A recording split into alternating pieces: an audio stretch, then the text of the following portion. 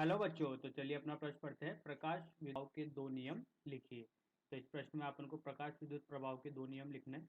तो चलिए प्रश्न के लिए मुख्य अवधारणा की चर्चा करते हैं।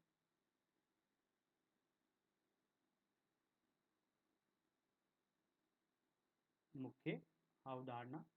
तो देखिए, मुख्य अवधारणा में जो अपन समझेंगे वो समझेंगे प्रकाश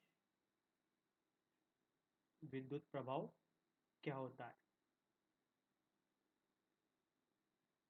सामान्यतः प्रकाश विद्युत प्रभाव के बारे में अगर अपन बात करें तो देखिए, अगर अपने पास एक धातु की पट्टिका है, ये अपने पास एक पट्टिका है जो कि किसकी बनी हुई है, धातु से बनी हुई है। तो इसमें मुक्त इलेक्ट्रॉन उपस्थित होंगे। अब अपन का कोई प्रकाश है वो आपतित हुआ, इस आपतित प्रकाश को अपन क्या बोलते हैं, फोटोन बोलते हैं। ये ऊर्जा का पैकेट होते हैं, ठीक है, जिनकी ऊर्जा होती है ई बराबर एच न्यू। ठीक है। अब जैसे ही ये प्रकाश यहाँ पर आपतित होगा, ठीक है, तो जिस बिंदु पर आपतित होता है वहां से इलेक्ट्रॉनों का क्या हो जाता है, उत्सर्जन प्रारंभ हो जाता है। इसे बोलते हैं अपन फोटो इलेक्ट्रॉन, फोटोन इलेक्ट्रॉन। ठीक है। तो जब ये इलेक्ट्रॉनों का उत्सर्जन यहाँ से प्रारंभ हो गया, तो उसके लिए अपन को एक न्यूनतम आवृत्ति की जरूरत पड़ती है, जिसे न्यू नोड बोलते हैं।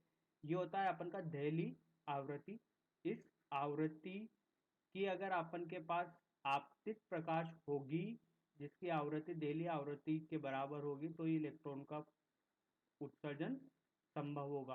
तो ये न्यूनतम आवृत्ति होती है जिसे अपन दहली आवृत्ति बोलते हैं, जिससे इलेक्ट्रॉनों का उत्सर्जन संभव हो सकता है। ठीक है। तो यही अपन का क्या होता है, प्रकाश विद्युत प्रभाव होता है।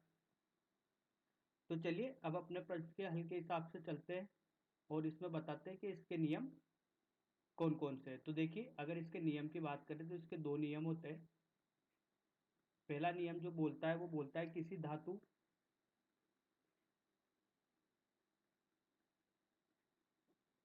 के पृष्ठ से, किसी धातु के पृष्ठ से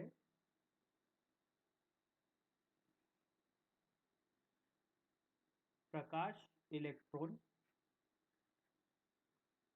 के उत्सर्जन की दर,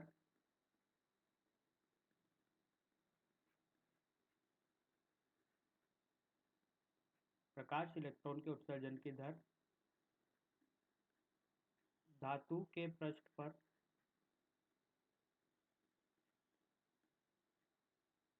आपतित प्रकाश की तीव्रता,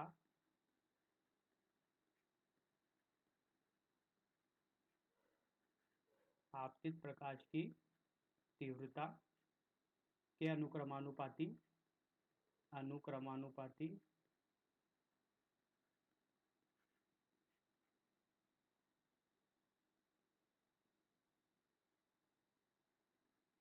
होता है।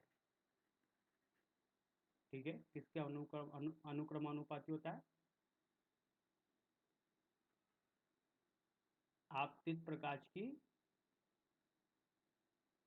तीव्रता के अनुक्रमानुपाती होता है। तो जैसे जैसे अपन की आपतित प्रकाश की तीव्रता बढ़ेगी, उत्सर्जन की दर भी क्या हो जाएगी, बढ़ जाएगी। तो इस अपन को नियम में यही बताया गया है। अगर अपन दूसरे नियम की बात करें तो जो यहाँ पर इसकी गतिज ऊर्जा होती है अधिकतम, जो यहाँ पर इलेक्ट्रॉन उत्सर्जित हुआ है, इसकी कुछ गतिज ऊर्जा होगी, वो अपन को इस तरीके से दी जाती है। तो जो गतिज ऊर्जा होगी ये समानुपाती होती है आपतित प्रकाश की तीव्रता की। जितनी ज़्यादा यहाँ पर तीव्रता होगी, उसकी गतिज ऊर्जा जो यहाँ पर इलेक्ट्रॉन उत्सर्जित हुआ है उसकी भी उतनी ज़्यादा ही होगी। तो आशा करता हूँ आपको ये प्रश्न का हल समझ में आया होगा। धन्यवाद।